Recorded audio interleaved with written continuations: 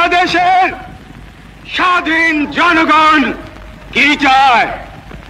তারা চায় বেঁচে থাকবার অধিকার, যে অধিকার আল্লাহ এই দেশের জনগণকে দিয়েছে।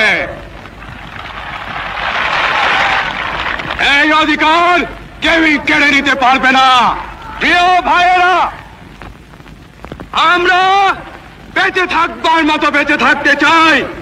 আমরা চাই শান্তি, যাতে আমাদের দেশের সর্ব জায়গায় সব লোক শান্তিতে বসবাস করতে পারে, শান্তিতে কাজকর্ম করতে পারে, শান্তিতে ব্যবসা বাণিজ্য করতে পারে, শান্তিতে রাত্রেবেলা নিদ্রা যেতে পারে।